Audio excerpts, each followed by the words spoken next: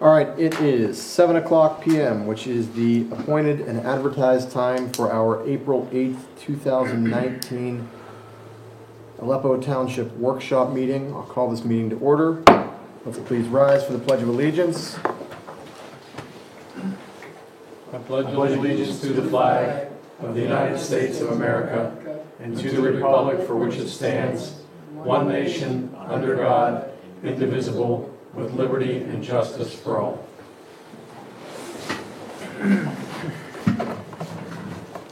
Thank you. Could we have a roll call, please? President Gilmore? Present. Vice President Jones?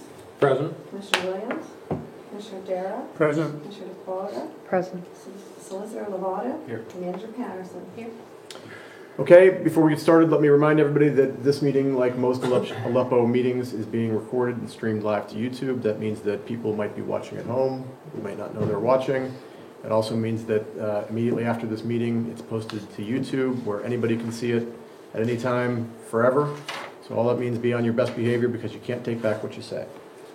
So with that formality out of the way, I will entertain a motion to approve the March 19th, 2019 legislative meeting minutes. So moved. Second. The motion and a second. Is there any further discussion? All those in favor say aye. Aye. Any opposed say no. Motion carries. Thank you. Old business, our only listed item is a resolution authorizing the sale of vacant lot 422-G-351. Is there an update on that? The county has agreed to, and I believe they have ordered the appraisal for the lot. Is that your understanding, Gwen? Yes. And if we're ready to move forward with the sale, they want the school district and Aleppo to split the costs of moving forward with the sale, but they've already fronted the cost for the appraisal if we're interested in moving forward.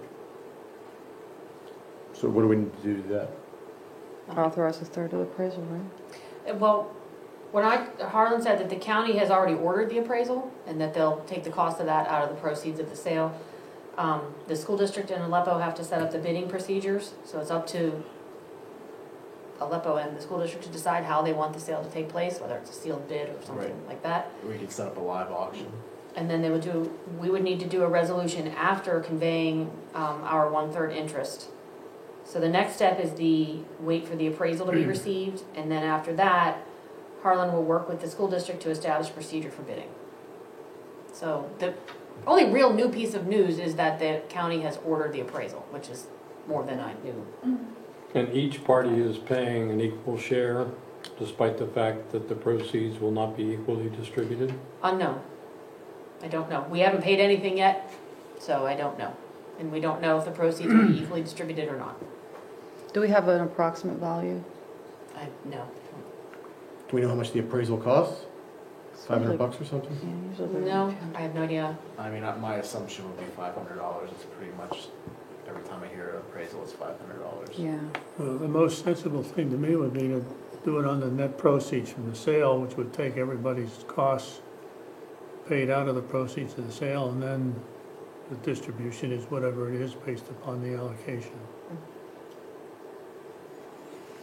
Okay, but none of that is, we're not taking action on any of this, right? We're just, I can take this off the agenda. I just keep rolling it No, no, over in the hopes that someday we may know something more, but well, we do know more. okay. So I'll just keep it floating out there. Keep it on there, yep. Okay, anybody else have any other old business? Well, how are we doing on the lot with Swickley, Dan? The what? The lot with Swickley at the bottom on the hill, Glen Mitchell Road. The storage yard? Yeah, They put a bunch of stuff in there. It looks really ugly right now. I know. I just wondered if we made any progress on I that. don't know, we developed a storage permit application form or storage license application form that I think we finalized in a week when. And did you send that to? We did. Probably about at least a month ago now, or right around a month ago. Maybe you ought We to gently follow up and just say maybe they should pay attention to what we sent them. sure. Well, we sent it with a letter that said, if you don't fill, I mean, the letter said something along the lines of, we haven't gotten an application and we see new stuff has been placed there, so we assume that you continue to use this. For your convenience, we've enclosed a copy of the application. if you expect to continue to use this lot, we expect you to submit an application. If you want a waiver of the Screening. application fee, please submit that request in writing. And I think we said something in there about if you don't submit an application, we're gonna have to go back to the enforcement action. We're gonna reinstitute the enforcement action. Yes, and one tiny clue is we got a letter asking for a W-9, is that what it is? Which is a tax ID form, and that's used when somebody is going to pay us. So we got a request from Swickly to fill out a W-9, so that might be one of the steps in the process of them submitting the application and a check. And We you, just got that though, so. oh, you just got it? Yeah, we just Okay. got it, So you're yeah, gonna today. fill that out and send it back, I okay. sent it around. Oh, you did? Well, I ran into Jeff Neff at the Mayor's and President's Breakfast. And he brought it up on his own. He said, I got that form. I was out of town for a week or two, and we're going to respond. Okay. That's your letter. I'd wait a month. You wait another month? Yeah. Okay. Everybody all right with that? Mm-hmm. And how are the postcards coming back for all the reverse 911 Yes, they're coming in, slowly? but in nice bunches. I mean, I don't know the total of how many we've gotten It's like so far. 50 right now. 53. Now, if you don't have a landline, can you add a cell phone to that, I For assume? sure. Okay, Yes. All right, Absolutely. Actually, yes, cell phones are good because then you can get the text alerts too. if you- Okay. Yeah. all right. It's just that I saw landline, I just can't remember the phone right now. It wants to know, I mean, it wants to differentiate what's a landline and what's a cell phone number. Okay, Because it'll send text messages to cell phone numbers. okay, So that's why landline might have been included. okay. All right, any other old business? Okay, new business, William Eaton subdivision plan. The engineer for this plan will be here next week to show you the drawing. It is a subdivision that most of the land is in Glen Osborne, but it stretches over into Aleppo, comes over the hill at the very top and drops down onto Glen Mitchell. And they're subdividing the part of this land that goes up and over the hill and back down to Beaver. And they're subdividing a house that's along Beaver from this large parcel that sits up on top of the hill.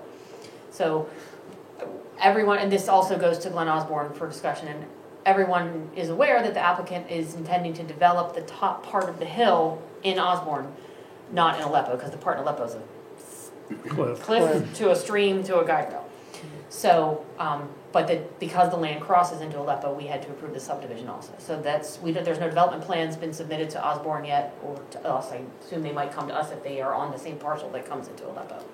But it's just a subdivision right now. Okay, next week, huh? Next week, yeah. Quaker Valley COG Emergency Management Training Opportunity.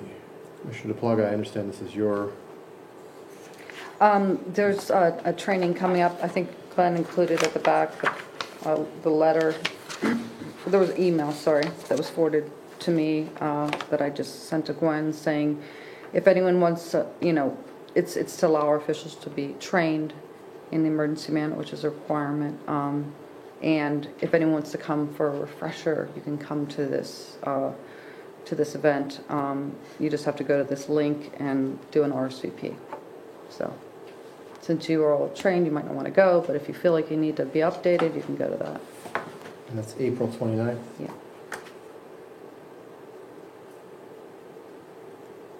It's a Monday. It's a Yeah. Monday? Yeah, they're good Mondays. Yeah. And I think that's the same date as the Emergency Management Center tour? No, we already had the tour. There's going to be an update on the study as well at that meeting. That's interesting. I have QVCOG Emergency Management Center tour on my calendar for Monday, April 29th. Well, maybe they're doing a second one. I already got a tour on the first time I went, of the one in Moon. Yeah, that's what I thought. Yeah, they did a tour the first day we did it. I thought it was, my understanding is the same as Matt's. I thought that the tour was part of this training. Maybe they'll give a second tour. I just don't remember that being on the agenda. I could check Susan Huckleberry's email and see what it brought that up.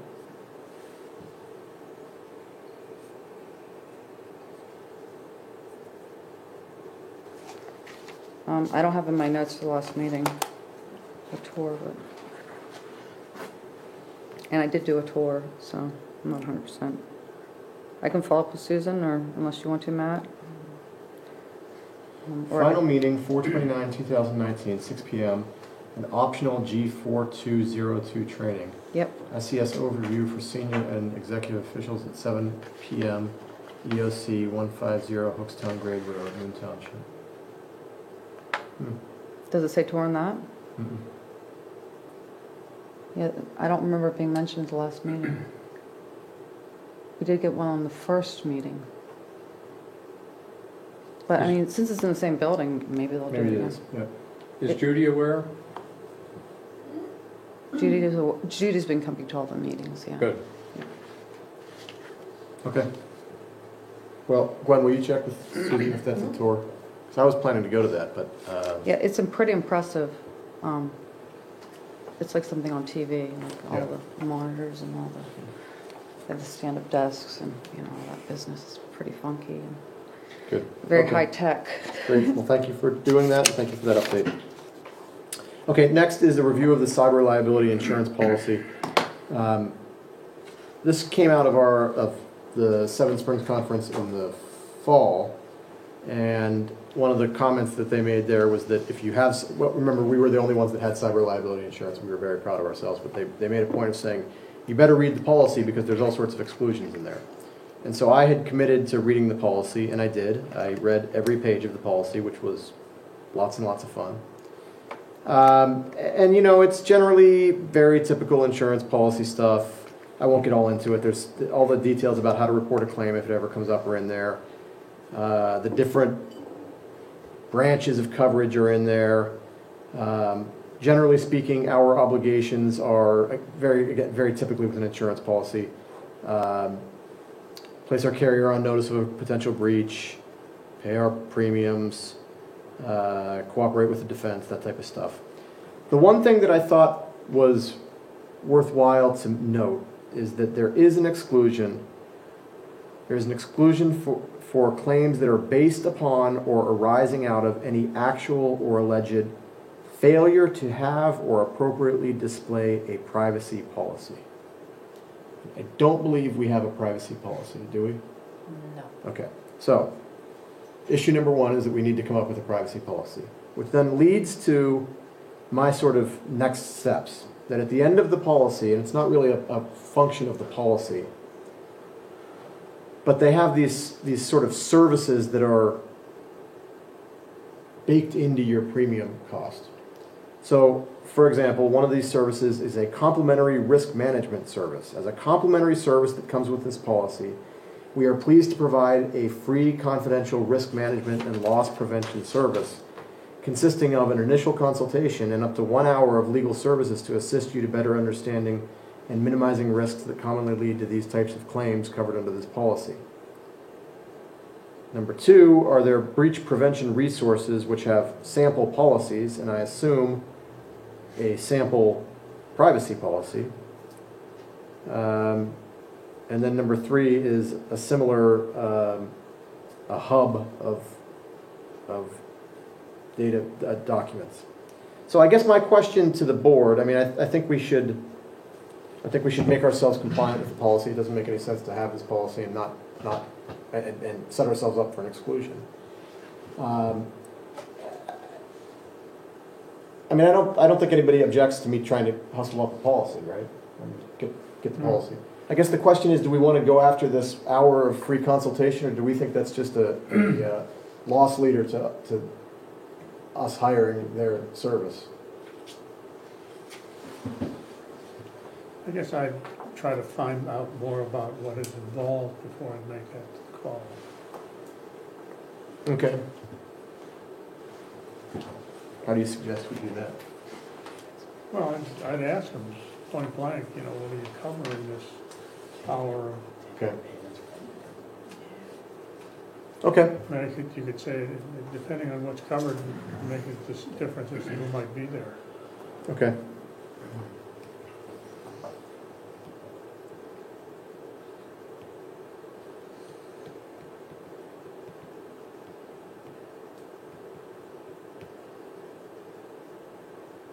All right, so I will do that, and I'll look and see if I can easily find a privacy policy that would apply to us. Anybody have any questions? Okay. I thought we adopted a privacy policy. We adopted some policy. Adopted a bunch, but privacy was not one. Okay, We adopted a cell phone policy, right. a cell phone use policy. I would think getting one from the carrier is intelligent, I because think then that's- you know you're covered. Yeah, exactly. We got it from you, yeah. Yeah, I think that's the way to do it. and I think we could make that part of the 1 hour. I would hope so. Because I'm not sure it's a loss leader necessarily, I think they're trying to avoid claims. Yeah. They Well, want to, they want to teach you how to never make a claim. Yep, I hear that. Okay, any other new business? Yes, Go, you were gonna say something? I was going to go to your subject of the lines on the roads. Okay, go ahead. No, you can do that. I found a study online that was done, by PennDOT, I think, on, it was a study done at night, but it was a way of traffic calming, and they compared different types of road diets to how to slow down traffic, and they found that one of the options we had talked about last time with the chief, as far as painting lines on the road, well, there's a version of that that's like hard curb version, where you put kind of a curve in the road and you put these lines, so like you're coming down the road, all of a sudden it gets narrower because there's a curb cut in. But that was the most effective method of all there were 4 different methods that were explored. And the second fairly effective one was also lines. So I sent that email to George showing the link to the study. He was going to maybe discuss it further with y'all and as well as our engineer. And it was just a painted version of that. And I thought, well, in addition to painting, maybe we could put some like posts or, you know, if necessary, and just see what the engineers come up. But it might be it's one of the most cost-effective ways to do that without like hard structural, like curbs and gutters or, you know, actually. Go ahead, George. That's right. Gwen, did Tom identify the area that was being discussed? He was going to go up, he wasn't quite sure what area the traffic problem was. He knows which house they were talking about. And did he see the email that Michelle sent to me that I forwarded to you? Probably not. I don't think I sent that forward to Tom. Would you give it to him? Mhm. Because the study showed that bright lines and signs were more effective than speed bumps.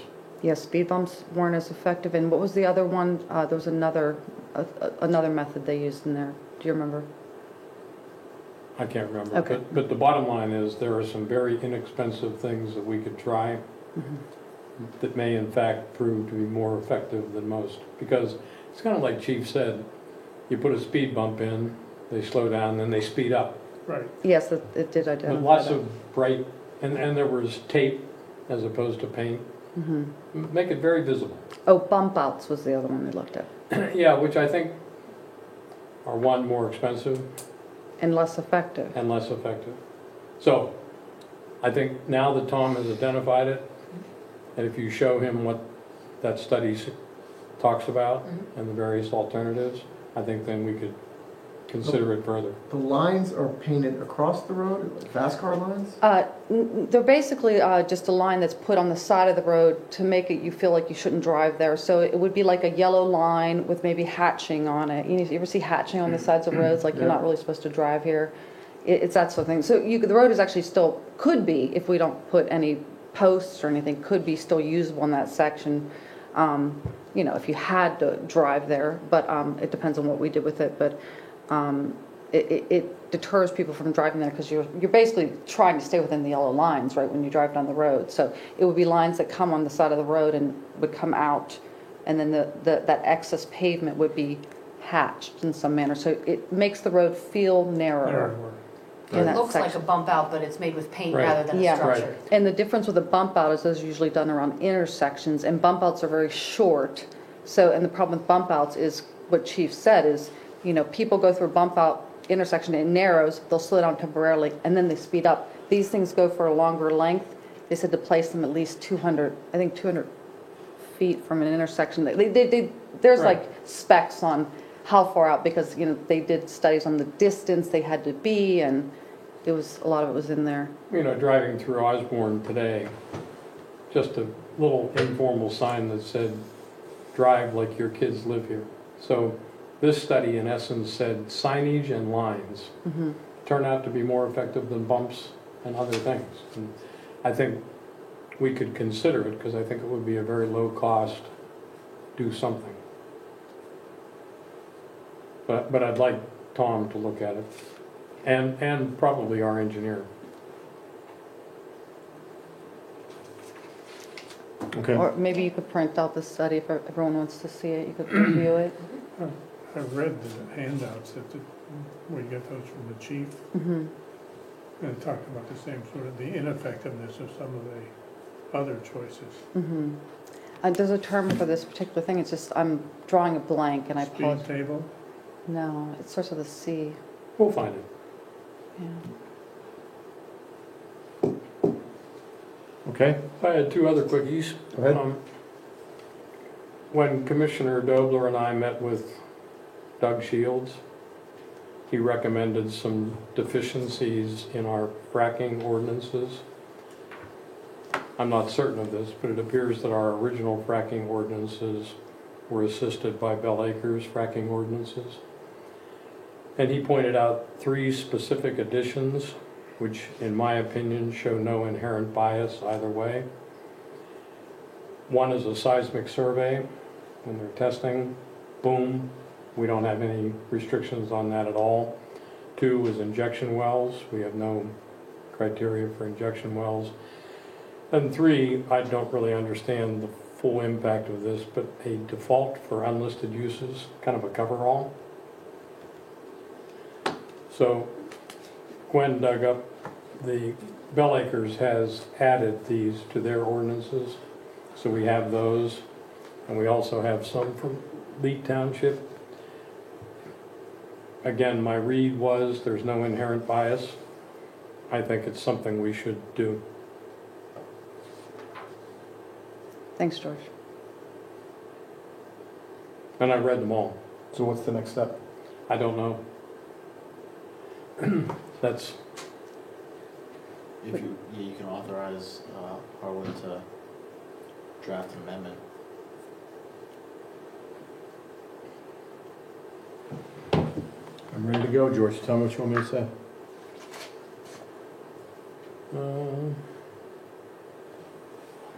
a motion to authorize our solicitor to draw up a draft amendment to our fracking ordinances to include but not limited to a seismic survey ordinance, an injection well ordinance, and a use table default for unlisted uses. Start again. To include what? Use table default for unlisted uses. Seismic surveys.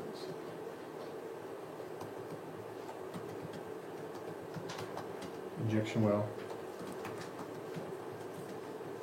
Use table default for unlisted uses. Okay. Using the Bell Acre ordinances as reference.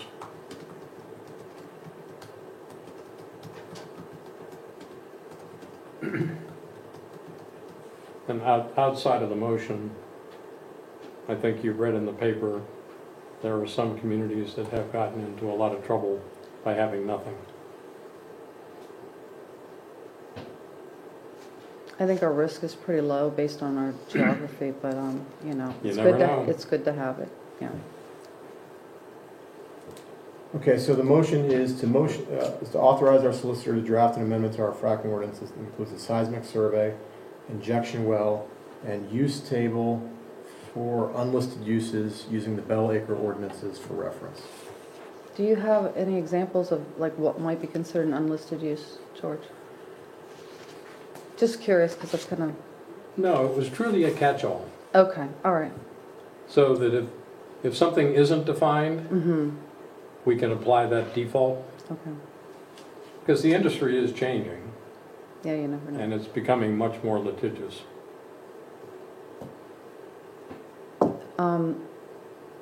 And do we need anything on abandonment of the well at, after a certain time period, or is that something handled under DEP?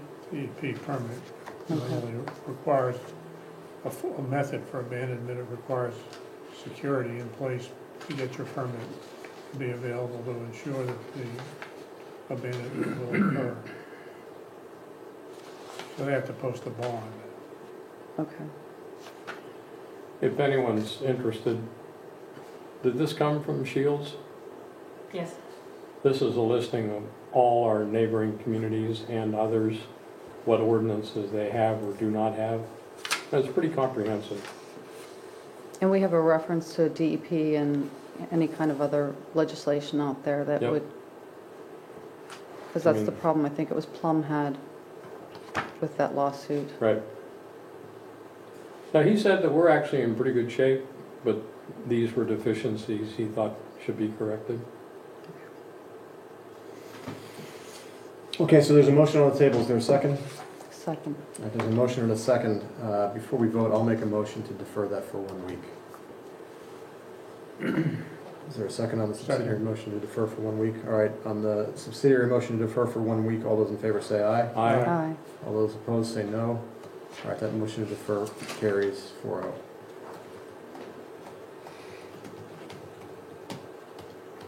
Thank you. We'll take that up next week. And one more. Before you go to George, the injection wells that you're talking about, is that for disposal of Right, production fluids? right. Oh, good point, yeah. And last but not least, we've all read in the paper, some of us have had conversations. I think it behooves us to write Swickley, perhaps with a co-sign by Osborne, saying that we strongly support the analysis of their conversion of their wastewater treatment plant to a pump station and utilizing Leesdale's offer, and that we would like to have some participation in that decision-making. I mean, I had phone calls with various people that are involved, and they were very open, and they said, I asked, what's the best way for us to stay in touch? And they said, call. But I think that's too informal. So I think we should simply send a letter that says, keep up the good work, so to speak. We want the analysis to go forward, and we would like to participate in the analysis and the decision process, because we're $300,000 a year of the issue. Yeah.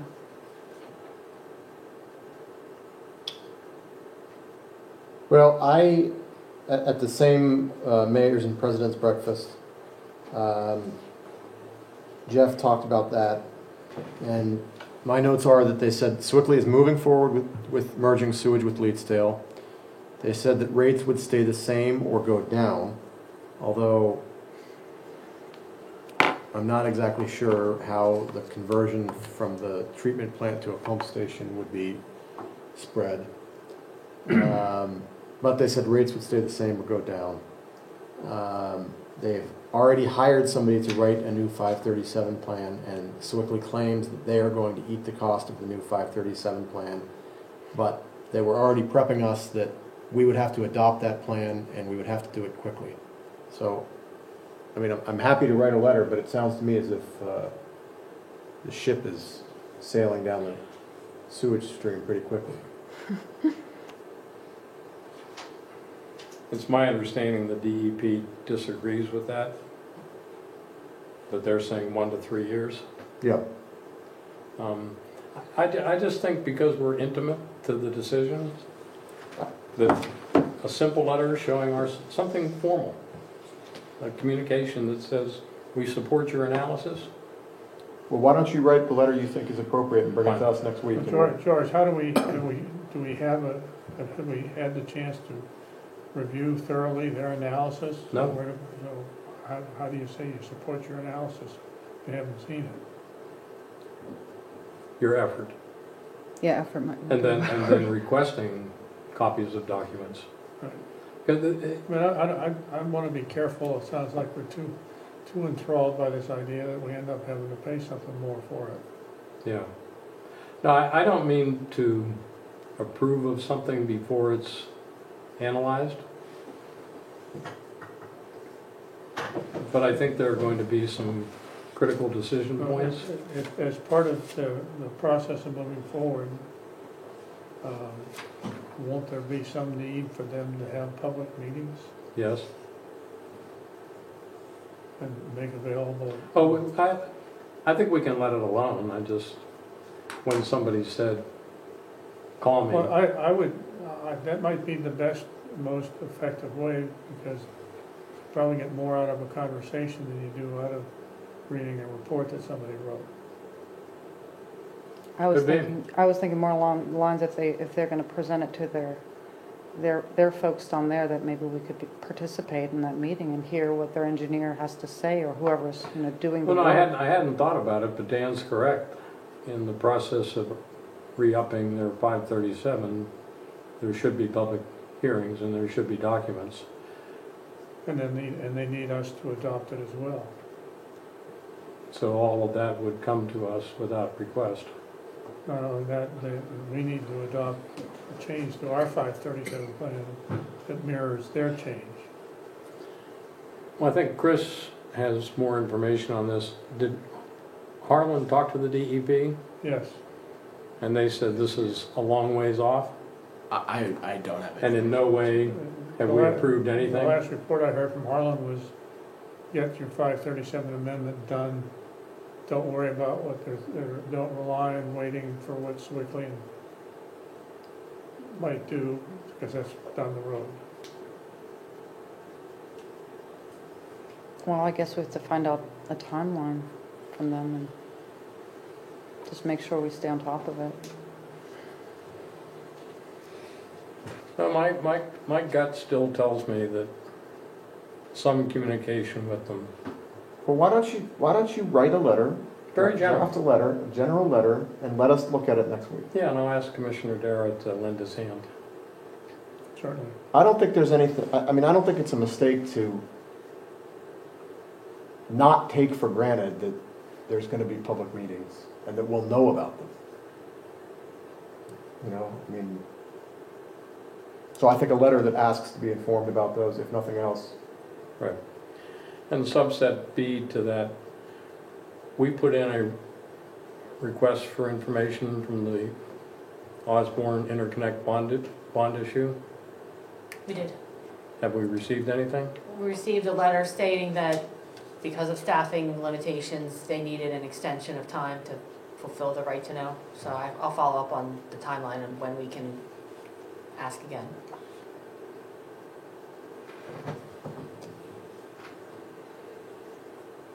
Okay? Anything else? Are you finished, George? You have more? Okay, I just have some updates on the landslide thing. At the conference, county council spoke, and one of the councilmen brought up that Richard Fitzgerald is in the process of creating a landslide task force to look at prevention in the county for landslides. So at that time I asked, it's Mr. Catania, I asked him if he could hopefully keep us informed, or maybe somehow we could, follow this, to see what that involves, if there's something that could be done on our end, if we think there's an issue with any of our hillsides. In addition, I asked about the bill that's in Harrisburg regarding insurance for municipalities as well as individuals for landslides. I asked them to see if they could get any traction on that with the state, and Mr. Catania said yes, he would look into that.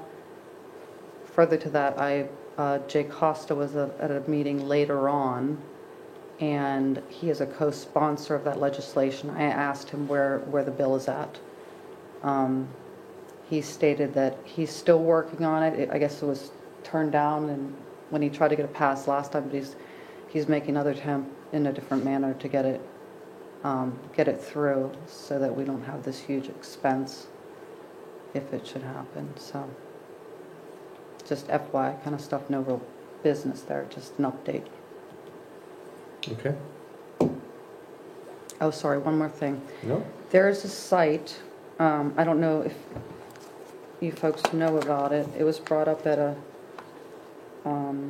when we were, they had a talk on road opening ordinances. And, let me find it. Sorry, I should have flipped to that page. There's a site where you can put your road projects up, as well as Columbia Gas and any other utility post their upcoming projects, so that you can see each other's projects, so you can coordinate road openings with your road projects. I think it's called 811. Let me find it, or I can send it to Gwen. I just thought it might be a good thing for us to do if we have a road project coming down the pipe, and we wanted to, kind of deter them from, I'm sorry, let me find the page, deter them from, cutting a road right after we paved. Maintenance plans in this section. It's called Coordinated PA, and it's a website, and I think it's under 811.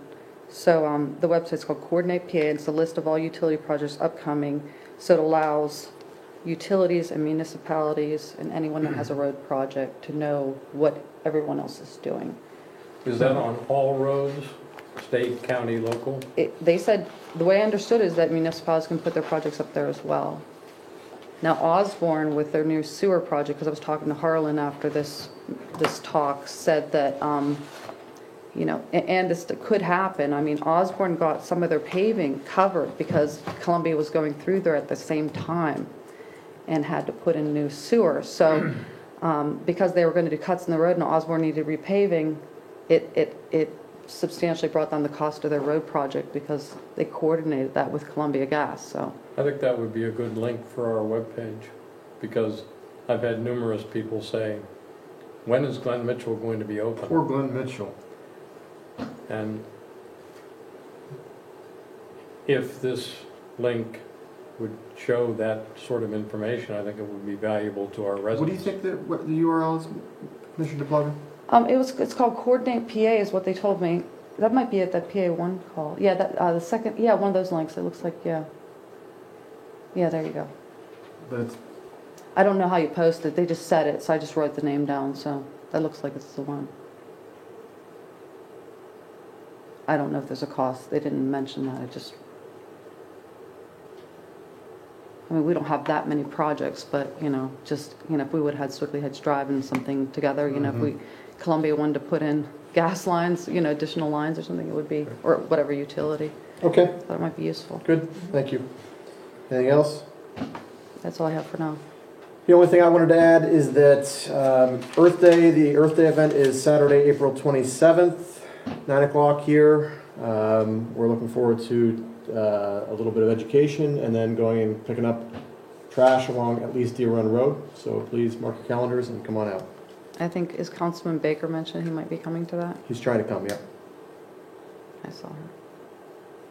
All right, anybody else? Citizen participation. Two quick questions, if I may. Art Capuzzi, Weber Road. The study for the signage on the road, could you give us the link or give me the link for that? Out of my personal curiosity. The second question would be the mirrors that are like at the end of McCoy and now coming out of the apartments up there. Do they pay for those, or how does that come about? Who puts them up? Do you know the mirrors I'm talking about? Yeah. Okay. Well, there's a new one coming out of the apartments. So how did that come about? At the The junction of Swickley association? Heights Drive and Glenn Mitchell? I'm sorry? At the intersection of Swickley Heights Drive and Glenn Mitchell? Yes. We didn't do it. I don't think we did, but we do some of them. So the one at the we do, end of McCoy Road? we do that one. You did that one, okay. If there's ones for by somebody's driveway, we don't hang ones for people's Yes, driveways. no, but I would have to ask Tom if he put that one at the end of Swimming Heights Drive, I don't know. I was just curious out of coming down Glen Mitchell and turning on the Weber. Excuse me, you almost have to come to a stop to see if there's traffic coming up the hill. Right. So I'm not so concerned about that stopping, but people are coming down behind you and they're like on fire. And so I've been up for 32 years, no problem. So tomorrow I'll probably have one. But do you have the link, Michelle? I do, I also forwarded it to Gwen. Okay, all right. That study, too. It's not, it doesn't have as much about signing, it's more about road, like things you can do to the roadway itself. Well, I use slow down signage traffic. just to kind of let you know what I was talking about. Okay, yeah, no problem. And it's out of personal curiosity, you know, more than anything. So that's it. Thank you.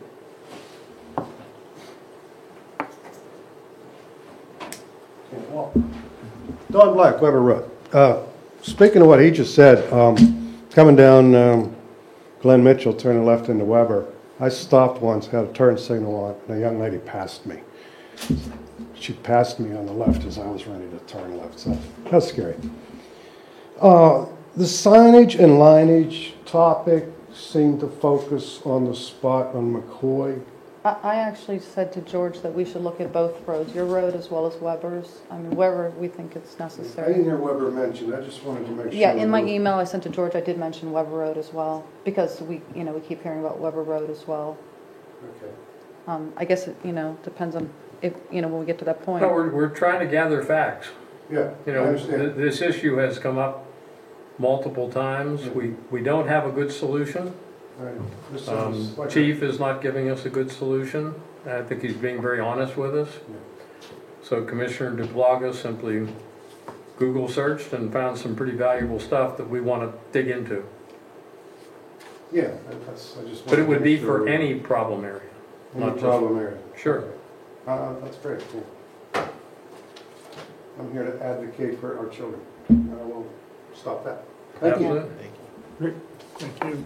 Thank you. Now, I really have to commend you though on the effort, because this started a few years back and you've made a sincere effort to at least study and address this with some success.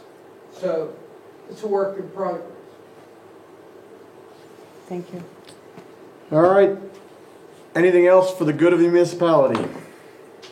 All right. Hearing none, we are adjourned. Thank you. Thank you.